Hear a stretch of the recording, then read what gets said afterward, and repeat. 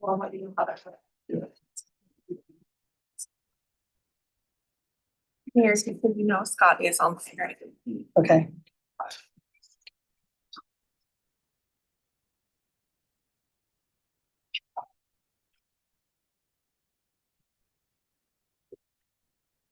And then Tom should hear it. Yes.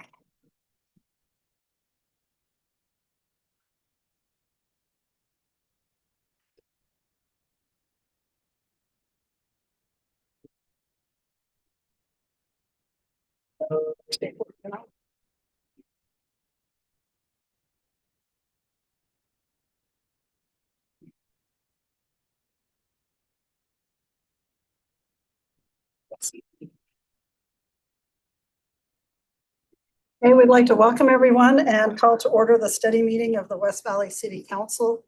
It is August 12th, 2025, and we're beginning our meeting at 4:30 p.m. in the multipurpose room of West Valley City Hall. We have Council Member Northfelt here, Council Member Wood, Council Member Whetstone, Council Member Harmon is online, Council Member Christensen, myself, and we're also joined at the table with our, I said him first. And we're also joined at the table with our city manager, Mr. Peely, and our city recorder, Ms. Kamick. We'll begin with our minutes of July 22nd, 2025 to the council for discussion or motion. Move to approve those minutes. Thank you. Second. Thank you. A motion and a second. All in favor, please say aye. Aye. And any opposed? Okay, thank you. Those stand approved. We have our review of our agenda for this evening, and we've added a proclamation at the request of American Preparatory Academy for their Lights On After School program. Is there a council member that would be willing to read that? And it will be for August 26th. It's Nope. tonight. Oh, it's tonight. Oh, so study on, so tonight, read it. Okay. Councilman Norfolk.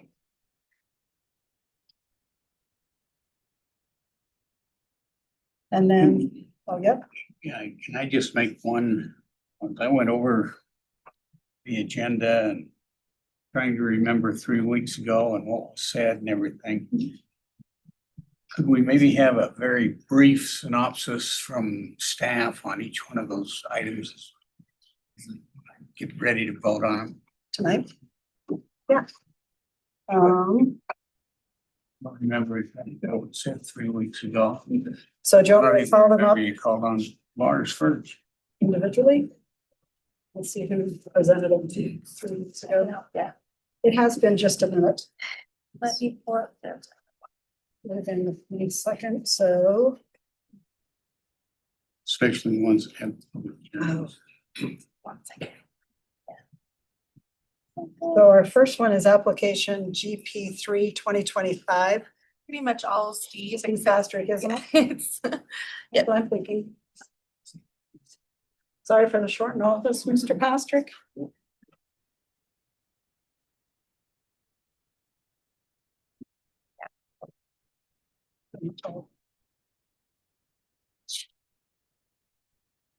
Right.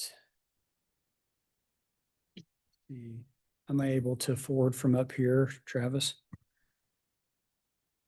all right. There we go. And the. Oh. Mhm. I can try to share my screen if you want. Yeah. Okay, let me pull it up. While they're pulling that up, I'll just do a brief background here. So this is an update to the Fairborn Station vision or the plan surrounding the tracks station right here by City Hall. So this is a plan we've had since the 2000s, and we've made, this will be the second update to that. Mainly it's in response to our attempt to have the plan certified. So the council remembers that we're required to have stationary plans around each light rail station. And those need to be certified by Wasatch Front. And so in that process, the feedback we got was that we should address or include the mall in the plan. And so that's really the main change here, is include the mall area in the plan. And then did you update it with what's already been built as well? Correct. Yeah, just reflecting current conditions, what's been completed, because many of the objectives and goals stated from back in the last update was like 2012. A lot of those have been done. I think I'll have to advance it for you, so just let me know. So yeah, that was the intro. Then that's the current map. And then the next slide shows the updated map that includes the mall property. Any questions on that one? Okay, let's move to application Z2 2025. All right, so this one's a zone change. You can see, again, the applicants, Carl and Jennifer Newland. The request is to go from the A zone to the R17 zone. It's listed there as 0.86 acres. That's the entire property, but the part that they're asking to rezone is just that kind of northwest corner of the property. So you can see the area outlined in red, which is just over 7,000 square feet. So what they'd like to do is, thank you, Nicole. So if you go back to one slide, the one that has the aerial, maybe one more there. It's taking a minute, sorry. Yeah, it's okay. So there's an existing home in the northwest corner. They like to keep that home and have that be for their son and his family. And then the Newlands would like to build a new home on the rest of the property, which would be kind of to the east of the existing home. And so and they want to retain the agricultural zoning on the balance. So the R17 would be just for the existing home, and then the agricultural zone would remain for the rest of the property. So if we go a few more slides forward, they did a rough concept that shows that. So yeah, right here. So in this case, north is to the left. So you can see the existing home in the bottom left, the proposed new home kind of to the middle center. And then the other structures existing is an existing barn they have on the site. Any questions on that one? Okay, and then the next one is application Z6 2025. Oh, no, sorry. I'm on today's agenda, not I changed agendas. So this one is another zone change from the Business Research Park zone to the C2 zone. This is in the Lake Park Corporate Center. And so if you go to this image here, so this shows the property in question, which is just over 11 acres. This originally was built as an IHC office building. So they didn't actually have medical use there, but it was more kind of back of house. It's been empty for some time now. It's been on the market. Salt Lake Behavioral Health, which has a facility on 39th South and about 7th East, would like to move to this facility. They want to purchase the property. It's essentially a mental health hospital that they want to have here. And the current zoning does not allow hospitals. So they're asking for the C2 zone to be able to have the hospital use. The one change the Planning Commission did recommend, and this is reflected in the ordinance, is they recommended just rezoning the portion that's developed. So you'll notice that the northern part of the property is undeveloped. So they said, well, let's leave that as it is zoning and then just rezone what you need, which ends up being roughly 6 acres. Which, yeah, thank you. This shows that a little bit closer. So essentially, that north edge of the parking lot where the sidewalk is would be the boundary of the zoning if this is approved.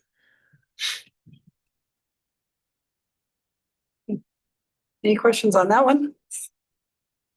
And we'll go to ZT3 2025. So with that one, so this one is a request from a property owner who owns several office buildings in the Lake Point or Decker Lake area on the east side of Decker Lake Drive, and also there's one on the west side of Decker Lake Drive. But basically, the request is to amend the code so that medical and dental office would be allowed in the manufacturing zone. But the condition would be that it would have to be within at least 500 feet, or the property would have to be at least within 500 feet of a residential use or zone. So if we go to the next slide, this shows in gray all the manufacturing zoning in the property, or in the city, excuse me, and then the yellow would be properties that are zoned residential or actually built as residential. And then the next slide shows if you apply that 500-foot area. So basically, if you have an area that's overlapping, so a manufacturing area that's within that red space, they could have medical office, but outside it, it would still be restricted, is the proposal. Any questions? Okay, and then we'll go to ZT4 2025.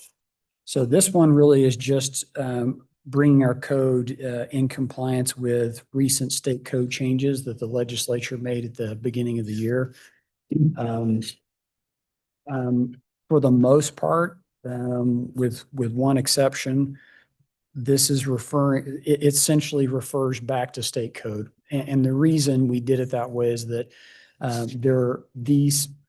the topics addressed, like bonding and boundary adjustments, have been changed frequently and will probably change again.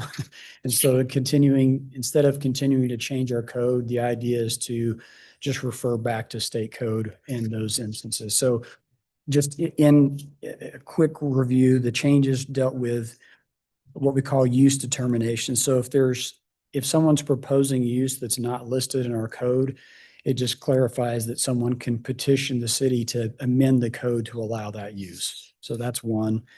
Another one had to do with bonding, that the city has 15 days to accept or reject warranty work. Another one had to do with parking. There's actually some limitations on how large we can require parking spaces to be, and a few other parking limitations in terms of limiting what the city can regulate in parking. And then lastly, there were some changes about boundary adjustments.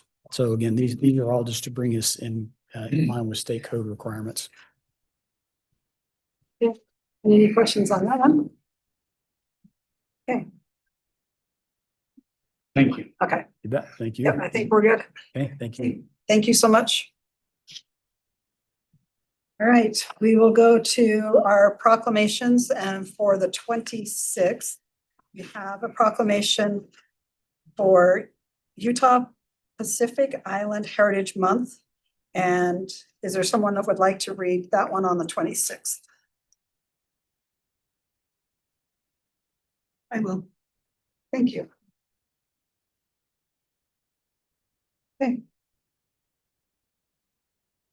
We now will have a presentation by Councilmember Christensen for the purpose of property tax increase for the mosquito abatement. I've mentioned this a few times before, but it's now filled down into a real form. So the South Salt Lake Valley Mosquito Abatement District is proposing a tax increase in 2026. And their public hearing will be December 8th of this year. So it won't be until next year that it hits voters. But proposed increase is about $320,000. And some of the background is the district has not had a change in rate since 2012. No effective change in rates, and no effective change in rates was actually 2002, which was about the time we had the Olympics here. So think of how many other things have changed in that time. The prior tax increase and tax lower for building and that was for the building construction of their offices. We've only increased about 200,000 individuals over the district area in that time, and 72,000 homes. We still have that same tax rate. And we're we're just kind of stagnating in innovation and serving. The district really tries to control the mosquitoes without big fogging and things like that that can blow somewhere other than they really want it to go. And they've been trying some other ways of controlling the population. That's what they're looking at here. We'd utilize it for cost stabilization for essential services, about 160,000 of it. Some operational enhancements to expand the drone-based surveillance and treatments, upgrading the data system, and implementing ecologically conscious targeted control measures rather than just blanket fogging. For about 100,000, and then just capital increase of about 60,000. And the big deal is the tax increase for the average homeowner would be about 99 cents a year. And for our business, it would be about $4.50 a year. So we're not asking for the moon. We're actually trying to keep everything down here. And I've got copies of this form if you'd like them. I made about a dozen copies, so just pick one up afterwards. And you can take a closer look at it. And if Bo would like one for the minutes, and we'll present this, it says on the agenda, we'll present it in 2 weeks to the general meeting. Any questions on the tax increase? Chris, I don't know if you know this, but with the no rate change since 2012, how do we compare it to other districts? I don't know if you have that. About what we rank. I don't. Seems like we would be. I know we're one of the larger districts. Salt Lake City is a large district. We cover 13 municipalities in South Salt Lake Valley. Got a large district, got a lot of open land in it too, but I don't have any issue what the other rates are. Okay, thank you. We'll now go to our public hearing that will be scheduled for next Tuesday, the 19th. And we'll turn the time over to Mr. Welch to present the budget for 25-26.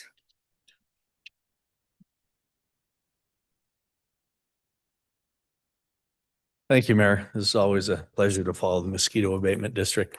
The simplicity of having one fund is sometimes very appealing.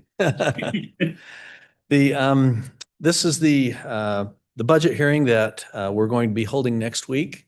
It was scheduled by the county to make sure it doesn't overlap with any other entities, including the district or the school districts that are taking action on their property taxes.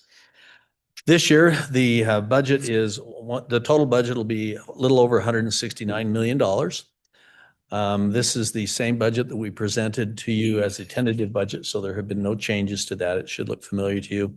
I have included in this presentation some of the information that I'll be providing at the public hearing. So you'll know what's coming up, and I'd be happy to answer any questions as we get through that. So this is the breakdown of the total budget of the city. The general fund is a little over $120 million. That's the main operation fund of the city. That includes all the typical services that you think of from a municipal provider. And then the other funds that either run as business operations or special operations are included as the additional funds. I don't want to go too fast on this, so if anybody has questions as we go through this, I'd be happy to take those. The comparison for the general fund, this is, most of our revenue does come from sales tax and property tax. Sales tax is about 39% of our total budget revenue. Property tax is currently at about 30%, and that includes the property tax adjustment that we're proposing. The rest of the user fees and utility tax is about 31%. So we've had that discussion about evenly kind of balancing our revenues. You can kind of see where we stand today. The police and fire department for public safety are currently, what do we say? That's 35. About 54% of our budget. And then the rest of the budget kind of goes through the rest of the departments. You'll recall that non-departmental refers to those that are not associated with a specific department for operations. That would be things like our commitment for Utopia. It would also include the payment of transportation tax that we collect that's transferred over to C Roads. That's about $5.8 million. And then some of the capital projects that we have committed to, including the fleet replacement and some of the building renovations. This is how we compare last year. I present this slide every year. It just kind of tells where we've been and where we're going. The items of note is that we've had a fairly substantial increase in our projected sales tax over the previous year. In the expenditures, there have been some consolidations of operations. For example, fire department now is responsible for emergency operations, and that took a fairly sizable chunk from some of the other departments. We've also moved some things to administration. For example, we had some things from Parks and Rec that were moved over there. We had code enforcement. We had community relations that were moved under admin and communications. So this is the notice that was actually without the bubbles was published in the newspaper. This is required to be published twice. The county determines what the average value of a assessed valuation of a home is in West Valley City. They've currently determined it's $450,000 for purposes of this tax. We are proposing an increase of $2.9 million in revenue, and then also the judgment levy, which is only $50,000, which we typically do every year, and that's due to appeals for tax valuations and rebates. That's approximately 7.7% change. Your total tax bill, when you put all of the county, you put the school district, everything in there, is about a 1.7% change proposed by this increase. It's been 3 years since the last property tax increase we did. That was in 2000 for fiscal year 2003. It was fiscal year 2002 that we did that hearing. For reference, we had I checked the CPI increase for the last 3 years, and it comes out about 14.9%. And that's kind of how we end up on that one.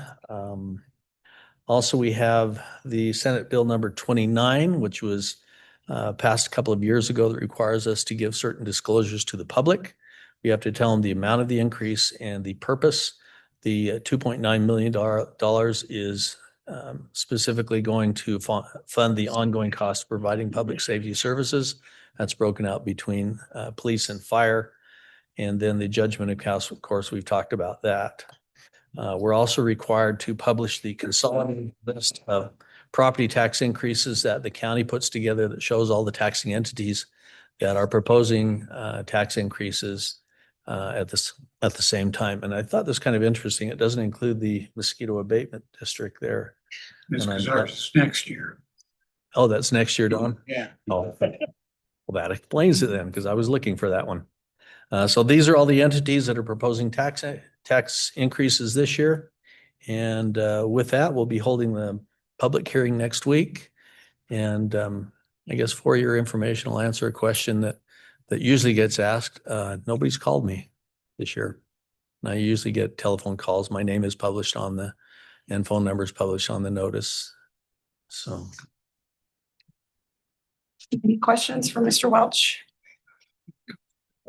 Okay, Notice we had the same value for the home and the business. Is that, oh, the business was a different. This is a notice that's actually created by the Salt Lake County. And so you notice the amounts are different. That's how they did the variation rather than the value. So a taxable value of 450 would be less than $450,000 for a residence. It'd be 45% less. Good catch. Then we have an idea on 2.9, how much is going to fire, police. Yeah, we have give you some kind of an idea. I mean, there's a lot of, this wasn't the only increase in the budget or decrease. The revenues are fluid, so are the increases, I mean, the expenses somewhat. But to give you kind of a rundown on public safety, you'll recall that 6 new firefighters have been hired. That was about $500,000. We had market salary increases between the police and fire department that was almost $1.2 million. We authorized 4 additional sworn officers for another $500,000. There was an increase in Valley Emergency Communications Center, a little over $250,000. We had the body cams contract that you'll remember that one. That was about $322,000. Protective vests, and then we had land acquisition that that required for the fire department. So all that came to about $3.5 million. Were there departments that had requested an increase to budget and did not receive? Lots of them. Oh yeah. Yeah. The increases this year, boy, the total dollar amount I recall was north of $35 million. So yeah, there weren't an awful lot of things that made it through the process. And that's pretty typical. I mean, the city has a lot of needs and we're not able to fund them all. So how much did you say the VEC increased? You said $4 million, but that doesn't. Oh, did I say that? My brain. No, that wasn't correct. That was the total amount. That was about, Yeah. yeah, $250,000. Yeah, it was $220,000. I had a question in the revenues. Licenses and permits went down by 1.2 million. We're expecting not much less this year. Yeah, licenses and permits include a couple of different components. One of those is building permits. And we're expecting building permits to be significantly less than what they were budgeted last year. That was the biggest hit. Where did we, did we collect 4.7 last year? No. Yeah, and we're in the middle of the audit, so I don't have final numbers for you. It'll take, well, almost till the end of the year before we get the audit done. And I get you a fund balance figure. No, we did not collect that full amount. So that was part of the reason for the adjustments. Okay, seeing no other questions? One more. Just on the utility tax, we're just seeing that continually decrease as it or That's composed of 4 different types of utilities. Some are going up, some are going down, but the ones that are going up aren't offsetting the ones that are going down. So we've seen decreases in the use of natural gas and also a rate decrease this last year. Every time the Public Service Commission makes a change, it affects us. Electricity use is somewhat fluid. It's also one of the bigger ones. There's moves for people to go with solar and drive electric cars, which is kind of the opposite. So we watch that fairly closely. But we're kind of at the, I want to say the whim, but we're really controlled by the Public Service Commission and what they do with rates. So yeah, as people have become more efficient, mostly natural gas has been going down, and that's probably the biggest driver. And as the climate warms up, that affects us too. Well, when people are getting rid of their landlines and having cell service, and we get tax on landlines, but not on cell service. That's correct. Same with Yeah. cable and. So the telephone tax has been just, we can't project that low enough every year. It seems like they're always ahead of us, no matter how hard I cut that. So everybody reorder your landlines.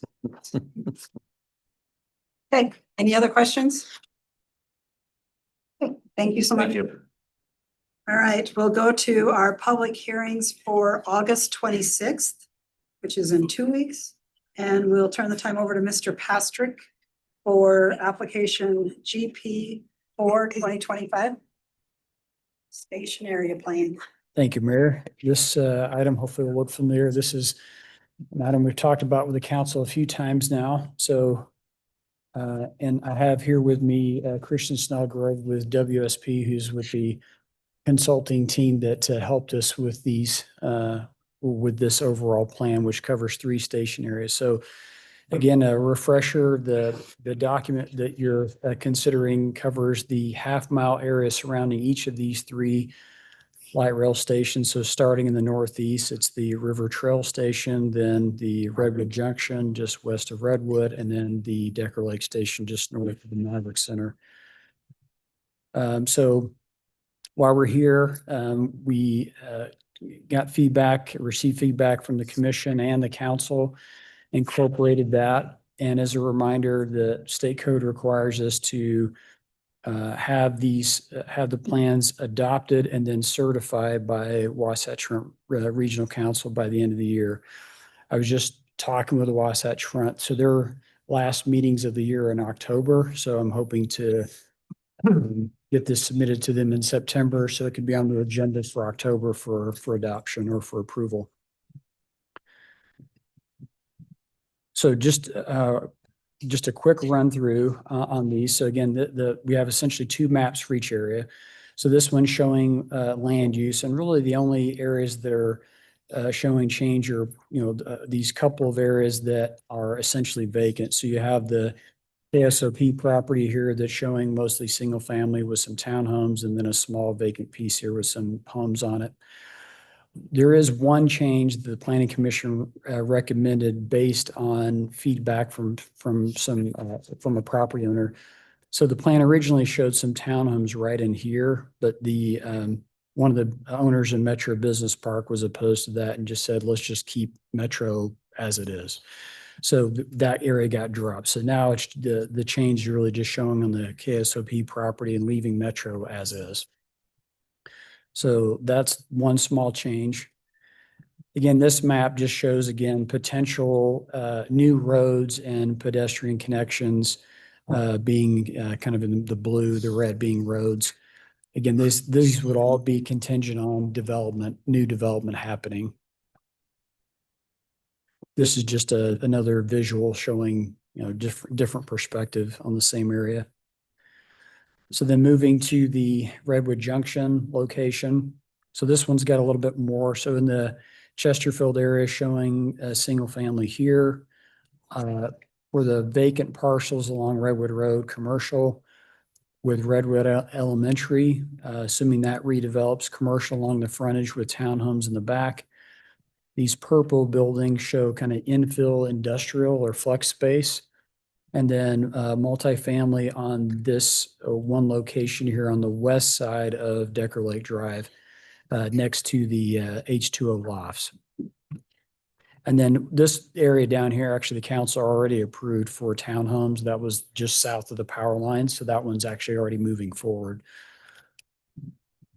So again, showing, potential active transportation in blue connections as well as road connections in red, which again would be contingent on mostly on new development.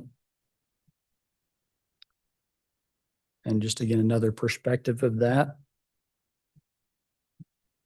And then finally, the area around the Maverick Center, which is really probably the most significant changes. And the idea really being here is you have more of an entertainment focused district around the Maverick Center. So really adding intensity here, especially in the parking area. So moving toward a structured parking situation. And then you have in purple mixed use type uses, red commercial. And so really trying to fill in these areas and supporting that entertainment focus. Again, similar to the other areas, this one shows in red the potential road connections, and then in blue the active transportation like pedestrian bike accommodations. And then lastly, again, just another perspective of that. So maybe just again, a little bit of background as a reminder, this has been a process that's been going on now for over a year, Christian, right? Where we had a steering committee, we had workshops, a survey, a public workshop. There's a lot of feedback and opportunities for people to comment on this. And of course, talking with the commission and council in several meetings. And this is really the culmination of all putting that all together and at this point, ready for the council's hopefully approval on the document. Any questions? Couple questions. Yes. So at some point, if there's a future zoning request application and it aligns with the plan, but for whatever reason, the council denies it. Could that jeopardize funding or state funding? At this point, no, there's no connection to, that the city has to align the zoning with what's in the plan. But I say for now, because this is another one of those areas that the legislature has made changes to. So it's possible they may add more teeth, so to speak, in the future, but as of right now, no. And then I think I read this, is it refreshed every 5 years? So so in this past session and earlier this year, they require that we provide a report every 5 years, basically stating our progress on implementing the plan. So we don't have to update, we just have to say, here's what we've done over the last 5 years to implement the plan. And how is that progress measured? Like how much of these actually came to fruition or is there? That's a great question. My thought would be that we could address, where if perhaps maybe we've made progress on some of the, trail connections, we could report on that. If someone has come in and applied to rezone and that got approved and it's being built, those are things we could report on. So things like that, any improvements that are made either by the city or by a developer that are in line with the plan, as well as any like land use changes that are in line with the plan, those are things we would report on.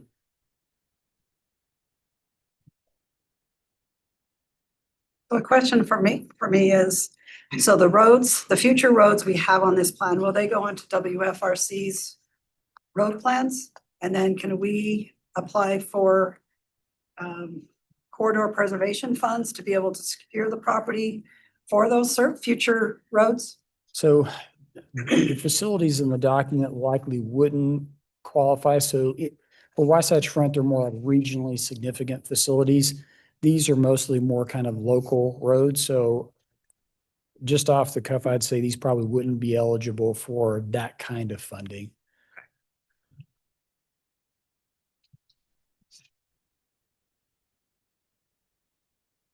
Okay, thank you so much. Thank you.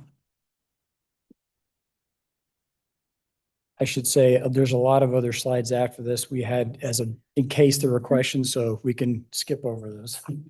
Thank you.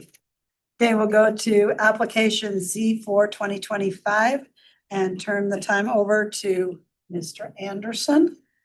And there you go. Okay, thank you. Brock Anderson with Planning and Zoning. Get through these here. So this is a zone change request by Evie Collins for a property at 4048 South, 4800 West, about 1.19 acres. The request is a change from the R18 and C1 zones to R17. I'm going to go to the next slide here, shows the location. So again, just north of 4100 South and just west of the Hunter Library there. So as far as surrounding uses, you've got single family residential on the northwest and south pieces here. And again, we've got two parcels. Here's the zoning map. So you can see the front parcel is all C1 and then the back little parcel is partially C1 and then R18.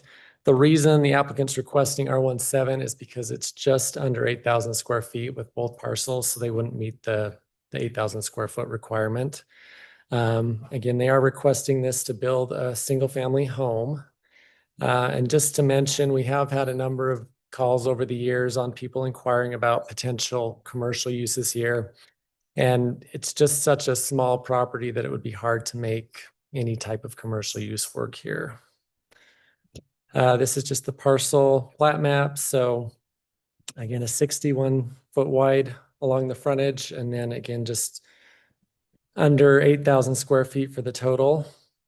Here's some photos of the site. So there's an existing, this carport structure that's on it. That's the only thing. And then it's paved currently, but again, it would, proposal from the property owner would be to do a new home. Here's the home that's to the south of this parcel. And then the home to the north, hidden behind the landscaping there. And then just a look north along 4800. So as part of their request, they're committing to a couple things with the new home. This is a representation of the type of home they'd like to build. That they're not stuck on this exact plan, but they'd like to do something similar. They're committing to a 2,700 square foot home above grade. And so they just provided some elevations of potentially what the home would look like. They'd like to have a basement that would be dependent on like water table and things. But again, they're committing to the 2,700 above grade. As far as for a development agreement, there's a couple things that we just need to put in the agreement for the changes with what's in the code. So again, that zoning requires an 80-foot lot width, and with the existing conditions there, it would be 61 feet. The second one would just be that they combine the two parcels and consolidate into one. Also here, they're requesting just a 2-car garage due to the narrowness of the lot and setback requirements. And then there's a requirement in the code that the home be so wide that the non-garage portion of the home, they wouldn't be able to fit a 3-car garage. So they're proposing a 2-car garage.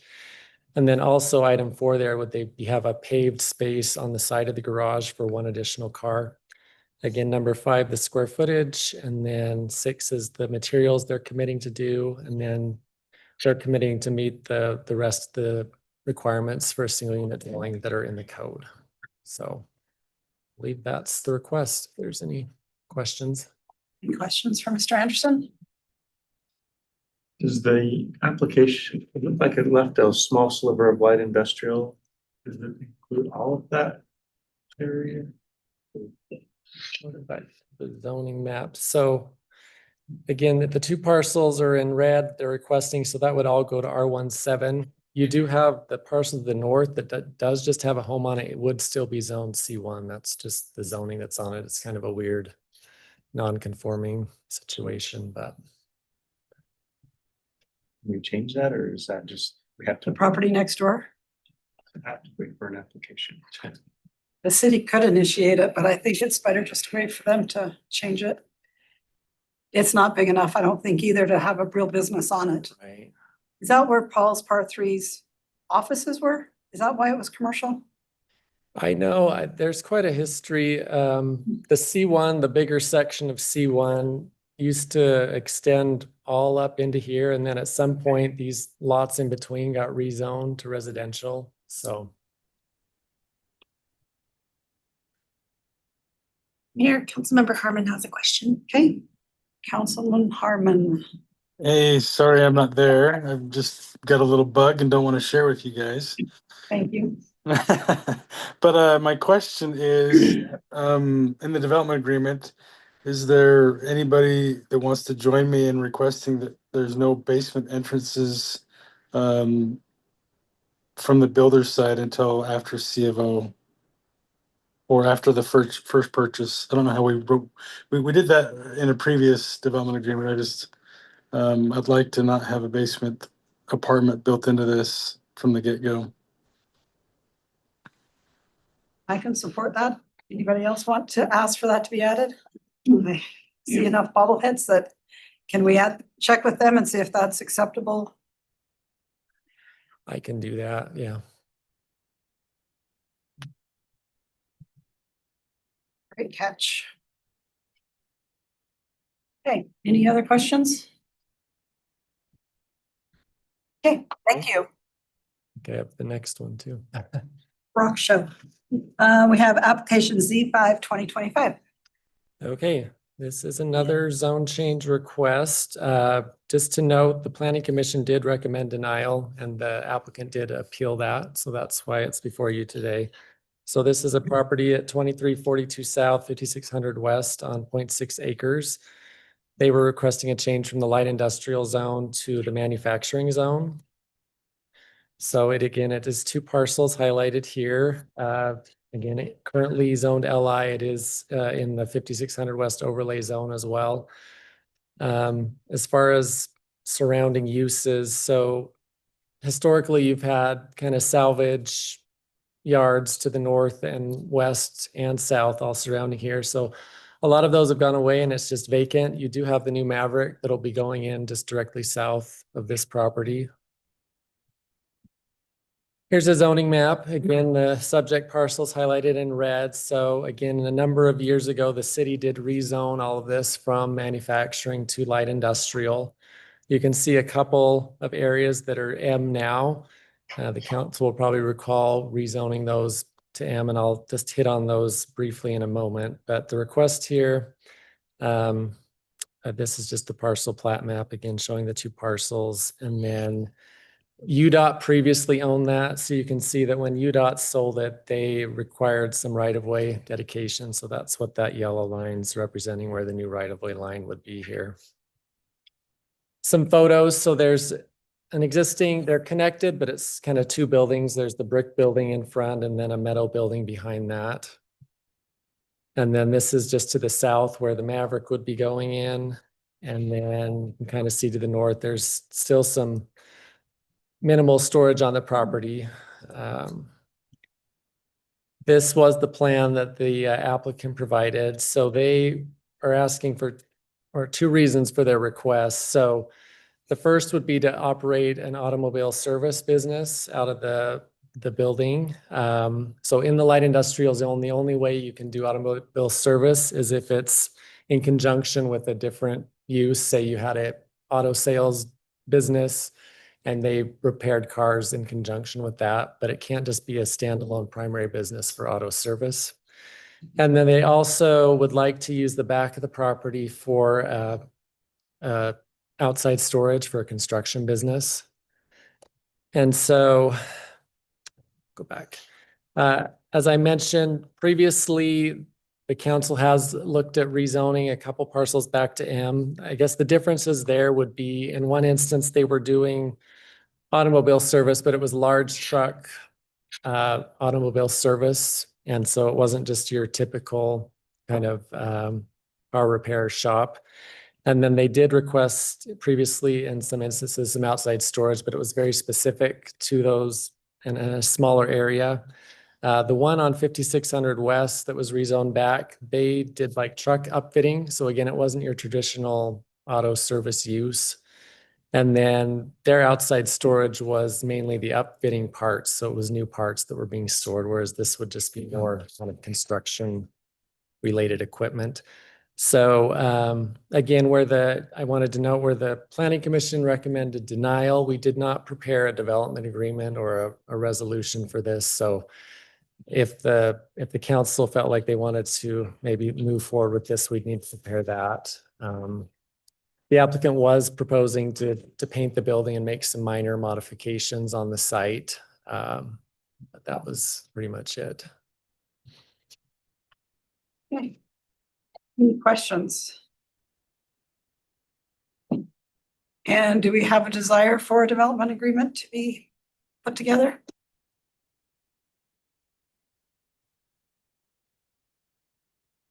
Councilmember Harmon has it. Councilmember Harmon. Hey, I don't have a desire for it. It sounds like, I mean, just trying to go off memory, that we're trying to get away from this type of use in that area being our west gate of the city. So, I mean, especially with it being right on 56, I'm not in favor of moving forward on it. So that's where I'm at. Okay, thank you. I think I saw enough extra no's that I think we can just have it on here, but not provide any more documentation. Okay, I don't hear anybody disagree with that, so. Thank you.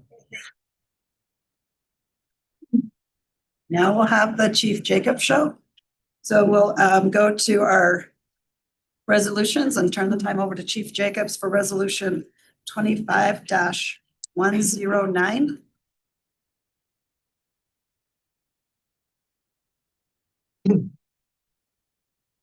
Thank you. First, we have a memorandum of understanding with the Utah Division of Forestry, Fire and State Lands. It's a division of, or Department of Natural Resources is a division of it. I didn't quite understand their relationship, but it's part of DNR. This is for extra patrol for the Jordan River Trail. We affectionately refer to it as JREPS. They provide us with this MOU and $100 an hour with a $40,000 cap on the funds. We have the shifts out at $50 an hour so we can have more shifts. And we put them out at about 10 shifts per month, and they're 5 to 9 during the summertime and 2 to 6 during the winter time. And this is a 5-year agreement. We've been doing this for several years now. Has it been effective? I believe so. I think with the addition of the extra patrols and extra attention to the Jordan River Parkway, I think it's cut down on the encampments that we've seen over there. I will tell you, I had another member agency tell me that you guys have really done a lot of improvement down there. So congratulations on that. Thank you. Okay, any questions for Chief? No question, just I would support the even higher chain rep agreement. This is. Okay. And we'll move to resolution 25-110. Okay, our next memorandum of understanding is with the Attorney General's office. It has to do with the Internet Crimes Against Children Task Force. This is a partnership that we've had with the Attorney General's office for several years. And they investigate internet crimes that are targeting children. This is an overtime stipend of $15,000, and it is for 1 year starting July 1st. The majority of the funds are used for overtime, but it can be used for training, equipment, software, and travel for presentations. Thank you. Any questions on this one? This has been almost like 15, 20 years, hasn't it? Yeah, it's been a long time, A long time. and sadly, they have plenty of business to do.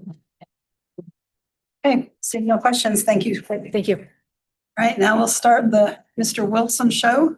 So we'll turn the time over to him. We'll start with resolution 25-111.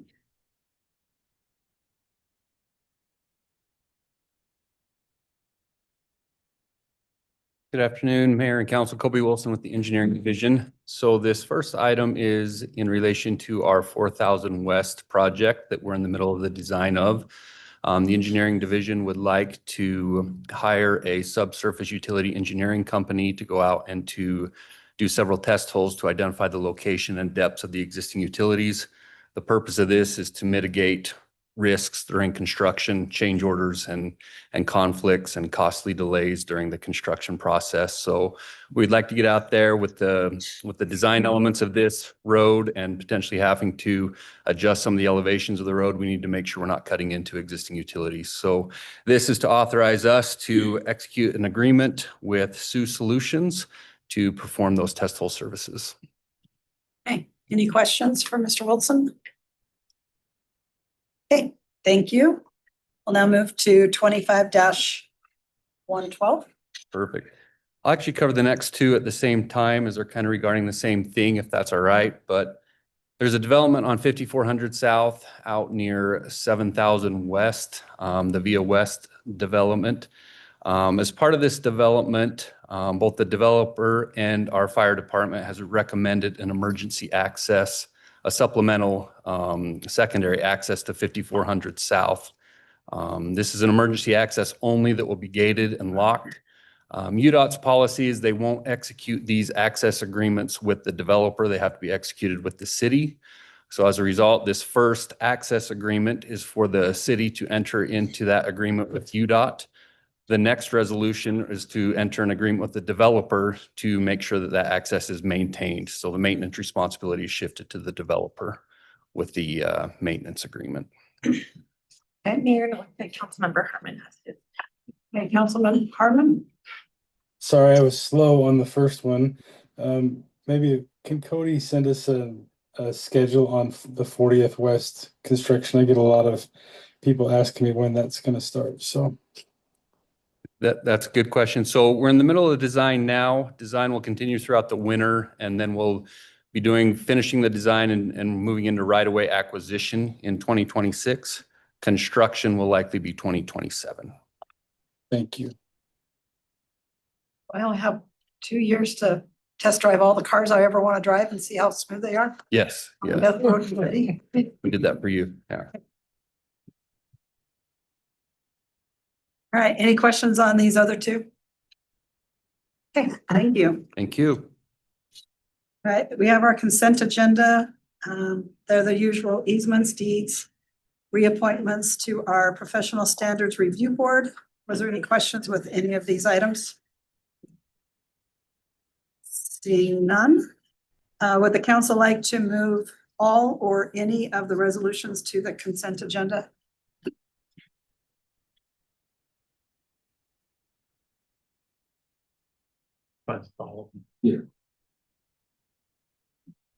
Okay, I think I see enough heads bobbing for all. Okay, thank you. All right, we'll now go to our new business, which we just have scheduled for the 26th for the canvassing of the primary elections. Turn the time over to Ms. Kamick. So as you may or may not have noticed, today's primary election day with all of our polls out there. The polls closed today at 8 p.m. And the preliminary results will be posted on the Salt Lake County website shortly after 8 p.m. Under state code of the city council, the legislative body of the city, is also the board of canvassers and are required to certify the results. We can't do it any sooner than 7 days after the election, and it has to be done no later than 14 days. The county will be uploading results over the next couple weeks. Most likely today will be pretty indicative of what those results will be. They may have 1 or 2 more releases in the coming weeks. We'll get the final results on August 26th, and then we'll certify them that evening. Yeah, but if there's any questions, I can answer. Any questions for Ms. Kamick? We're looking first. Oh, yeah, on the 19th. I did. And that was to go witness the count Yeah, to the audit. of the audit. form. Yep, so they asked that a member of the board of canvassers attend the audit just to, yeah. And we do have someone. Okay. Looks like no questions there. We'll go to our review of the agenda for our special redevelopment agency meeting on August 26th. And we have 2 items on there, so we'll turn the time over to Mr. Springmeyer for the first item. And then when he's finished, Mr. Wilson will come up for the second. We did a temporary adoption agreement with Mr. Wilson for the redevelopment agency, so just for tonight. My item is up for you today is the renewal of our agreement for the My Hometown Scholarship contribution from the redevelopment agency. For background and reminders, this is a partnership with the Opportunity Scholars Program that's with the Eccles School of Business at the University of Utah, hence my red jacket tonight. The students that receive the scholarship money must be West Valley City residents, and they must be first-generation college students. Additionally, they have to be enrolled at the with the Eccles School of Business, but that's the U's requirement, not ours. In addition to the scholarship funding, the RDA uses state-mandated housing funds to provide off-campus housing at the Fairborn Apartments for between 12 and 16 students. We lease 3 apartments at Fairborn there. Last year, we supported 23 students and had 11 graduate. total since our participation in the program, we've supported 116 students and had 66 graduates. And if approved with, this would be our 8th consecutive year supporting this project. It's a cool program. And I'd be happy to answer any questions you have. Hey, any questions? Okay, thank you. Okay, thank you. All right, we'll now turn the time over to Mr. Wilson.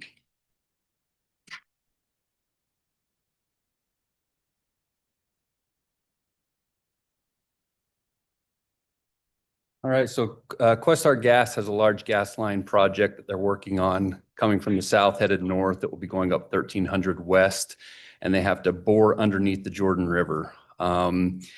They have requested from the city to utilize the Jordan River Marketplace parcel there off of Cultural Center Drive to prep the pipe and fuse the pipe before the boring to pull it underneath the river. They've got to go 35 feet down below the river, so it's quite the process. So they've requested an easement to utilize our property while they prepare that pipe prior to the boring. So this temporary construction easement allows them to utilize that for a fee of $3,000 per month.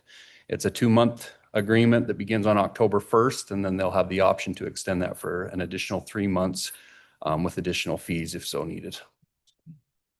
Okay, thank you. Any questions from the council? Okay, thank you so much. You. All right, we'll go to our communication items, and we have a presentation. For the A Broader Way Forward presentation. And it looks like Miss Lynn is here. Yes, I'm Deborah Lynn. Thank you for your time. Appreciate the invitation. A Bolder Way Forward is a statewide movement to help lift girls, women, and families. And recently, we've had resolutions passed by several cities and counties. North Salt Lake City was the first to pass the resolution, and then Midvale City. And then last week, Salt Lake County and San Juan County passed resolutions supporting A Bolder Way Forward. And then North Logan City is passing a resolution next week and have a lot of other interest. And so I hope that you will also consider passing a resolution, and I'll explain to you why this is important. But first of all, I'm employed by the Utah Women and Leadership Project at Utah State University. And so this is all based on Dr. Susan Matson's research. But national and statewide studies show that women and girls are not thriving in critical areas in Utah. Year after year, Utah has high levels of domestic violence, sexual assault, child sexual abuse, and gender-based discrimination, while also ranking as the worst state for women's equality and having low levels of women's leadership representation in nearly all domains. That's quite a mouthful, right? My name's Deborah. I feel like Debbie Downer, but it's important for us to know the facts, and this is why we have this movement. The needle has moved slightly in a few of these areas, but at the rate it's going to take 3 to 4 decades to see change. And that's unacceptable. So that's why we have A Bolder Way Forward, known as BWF. When we lift Utah girls and women, we lift all Utahns. I have 2 sons and 2 daughters, and I want them to have the same opportunities and safety. This is a bold change, but it's based on a book called How Change Happens by Leslie Crutchfield. We're shifting from outputs. We don't just want to do more, but we want to see outcomes. So as a researcher, Dr. Madsen is tracking this data, is we want to see a change by 2030 with a checkpoint in 2026. We're in year 3 of a 7-year movement. And just looking at movements like Mothers Against Drunk Drivers, Gay Marriage, National Rifle Association, very different, but what did they do? And how can we be effective as well? Because this really is a social movement. And Grassroots is Gold is chapter 1 and is the most important, and is why having the cities and counties involved matters. And we're using the systems. Something like I don't know what I just did. We're using the systems approach to move the needle by bringing those who are already involved and engaged in the work. So we're not creating new programs. We're bringing in those who are working in domestic violence or with homelessness or whatever it may be. Okay, because the relationship between the parents is critical, and that's how we're going to move this common cause, because we have amazing individuals and organizations working in these areas, but it's not moving the needle. So we're bringing them together under this umbrella of a Boulder Way Forward. And this is our Boulder Way Forward framework, which is incredibly complex. It's a wheel with a steep hill that we have to go up, but it has 18 spokes. And some people have said, why not just pick a few areas to focus on? But they're so interconnected and so important that it would be like picking a favorite child. So I'll just briefly go over these 18 areas, but they're divided into 5 main focus areas. The bottom left, you'll see community engagement. We find that women in Utah vote at a lower rate than women in other states. And we want to increase that. We want women to have a greater voice. We also have lower representation by women in political office, although it's wonderful to see Mayor Lang here, and just want more women to feel empowered to run for office and to be elected to office, because we know that different decisions are made when women are at the table.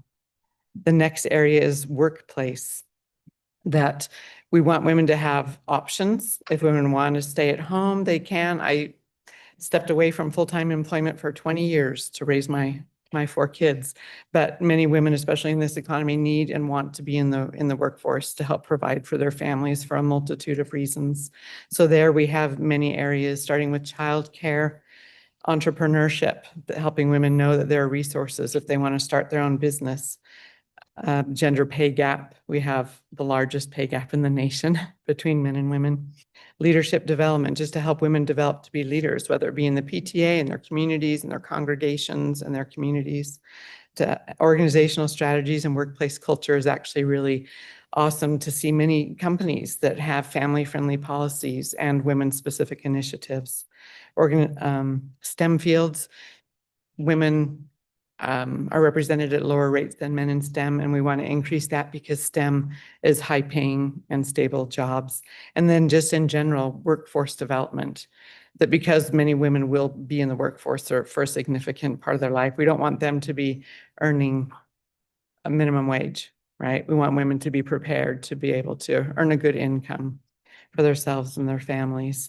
If we move up to education with finance, just for women to understand having a nest egg, having their own retirement accounts. If we look at higher education attainment in Utah, we have similar rates of bachelor's degrees for men and women, but there's a huge gap with graduate degrees with men versus women. And then that will lead to a gap in leadership also.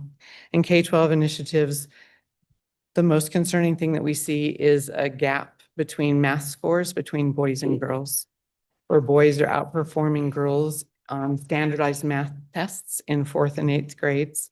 And that's not seen in other states or other countries. So there's something going on in Utah that we need to address. Health and well-being, health across the lifespan, just basic things like why aren't women in Utah getting their annual exams or their mammograms at rates in other states? And then home and family, just to have healthy family relationships. And then safety and security in the top right, really the most concerning.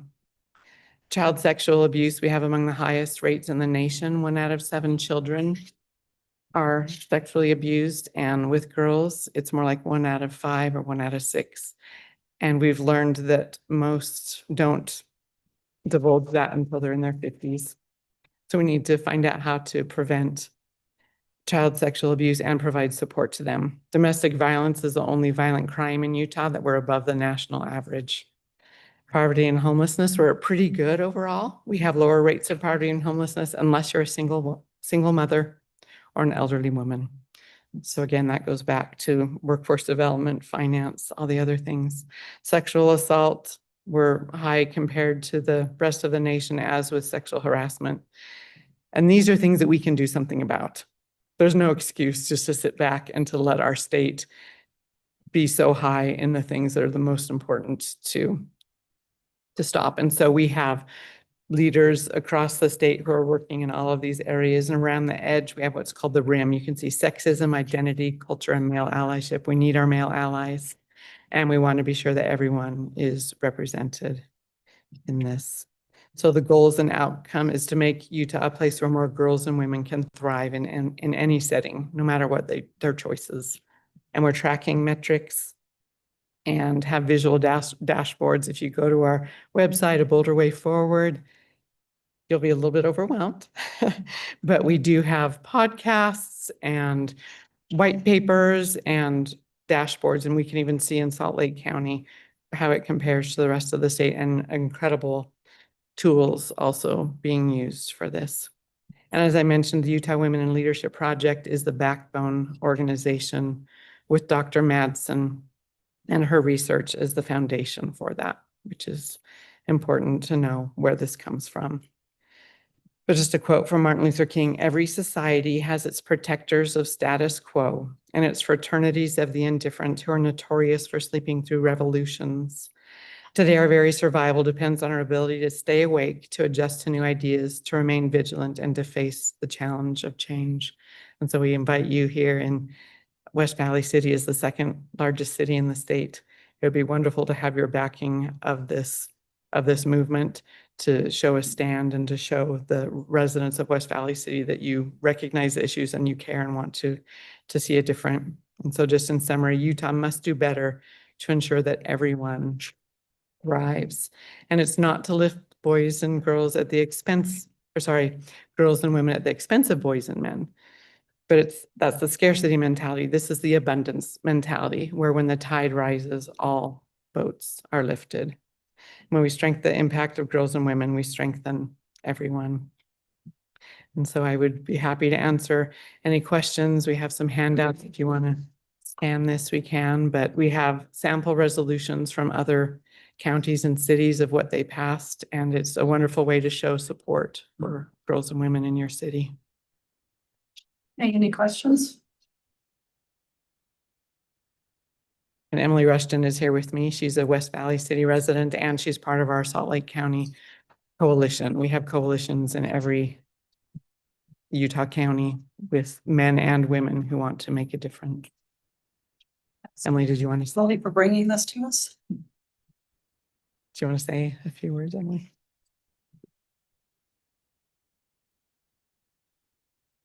This has been a really fun movement to be a part of. I think that it's rooted in research and knowledge. And I think anyone or any city that chooses to put their head in the sand and not review it and take it into consideration and how it affects, citizens is just not comprehensible to me. So proud to be here, proud to be a part of Bolder Way Forward. And like I said, it's completely rooted in research, and we want to keep putting out that information as frequently and as much as possible. And that's what this will allow us to do. Yeah, thank you. Thank you. Any So- questions? Not seeing any questions? Yeah. Thank you so much. And thanks for being patient through our agenda. Okay, we now have our review of the council calendar. Are there any questions? I see none. Potential future agenda items? Anyone have anything? Yes, Councilman Northfield. If you get this Boulder Way Forward, we'll get a resolution going on this to show our support. Okay, thank you. Appreciate that. So one thing on the calendar, so we do have a meeting next Tuesday. It's not on there. We'll make sure we get that added. Yeah. We don't have a study, No study just meeting. at 6:30. Just at 6:30. Correct. Yep. And the only item of business will be the budget, which is required by state law. Okay. To that note, so we could have a public comment period, an open public comment period like we do on every agenda, but we're also not required to. So that would be up to the council and your preference. Separate from the budget public hearing. What have you done in the past? Um, What have we done in the past? Well, we've had weekly meetings, so I don't think it's been as much of a concern. And I think people are used to the every other now, but it's totally up to the council if they want to have a public comment period or not. I think we should do it. if someone's comes to that meeting because they want to speak with us and we don't have that, I don't think that's a good situation. It's kind of consistent with our regular meetings, so. Okay, does anybody have a problem with having the public comment? Okay, seeing none, let's do that. Okay, thank you. Last time I brought up funding for the West Valley Performing Arts. Uh-huh. Theater. I don't see it on our No agenda. communication. Is it, are we communicating about that? No. Well, it wasn't on our communication, so, I've had conversations with them. We talked about bringing it after they've come back with some sort of presentation. And I suggested we have it on as a communication item. We did bring it back, we bring it. So the next council meeting probably be the earliest. 26th. Yeah, and then as a communication item in the study meeting. So Are you okay with it? If everyone's okay with that? that'll work. And then at that time, we can decide whether or not to put it on or not, if there's a support. Okay. Any other future agenda items? Okay, council reports. Councilman Christensen. Yesterday was our South Salt Lake Valley Mosquito Abatement District. And I took down a couple of notes. We don't like to announce this, but we have had 11 test pools of mosquitoes that have tested positive for West Nile throughout the district. About 5 or 6 of those were in West Valley. Down in basically the Decker Lake area. They immediately, on confirming that with the county, treated the area and did some actual fogging, which is their ultimate attack. And we think it's under control. We never know for sure. We'll probably have some more positive tests, probably at least 4 more weeks. Just because that's the way the mosquitoes like to be. They can never be determined. We will be seeing a drop in our mosquito population between now and October. And it's usually gone into stasis mid-October. Mosquitoes are no longer active. And so with that, they'll keep me informed, as soon as they discover any other positive pools or any continuation, and I'll notify EFO and we'll go from there and keep the information out there. The state also does a release on that. I haven't seen a whole big anything on it right now. Utah County, which borders our district, does have a massive West Nile virus problem right now. And so our 11 pools of mosquitoes are small number, but we wanted to keep everybody informed. Okay, thank you. My pleasure. Also, I've been out to most of the national nights out so far this year. When they schedule 7 of them at the same time in the same group, pick one of those and say, fine. Most of them have been very well attended. And for one, first time they've ever held a national night out. And the organizer came up to me as I walked up there about 15 minutes after it started. And he said, I'm sorry, we haven't got a whole lot of people here. And I said, "Hey, it's the first time. Let's just give it some time." And it's circulated around for a while. And by the time I left, about a half hour later, I walked back over to him and I said, "Got a few more now, don't you?" And he had only about quadrupled the size of the number of people that were there. And so he was happy about that too. So it's a very well organized and well attended program. I also went to 3 of them. I want one of the t-shirts. I requested that. Thought they were pretty cool. I agree with Dawn. One I went to there were so many people there. They said it's their 12th year doing it. It was great. The other 2 were a little smaller, but still, I don't care if there's 5 people there. I still think it's a good event. And it just invites people to come here to participate. Agree. I did a police ride along. I think it's been 2 weeks now, but we haven't met since then. So I think every time I do a police ride along, we're involved in something that I haven't been involved in. So and I appreciate flexibility with my schedule, but I'm always impressed with the professionalism of whoever they put me out with and how they handle this. Appreciate it.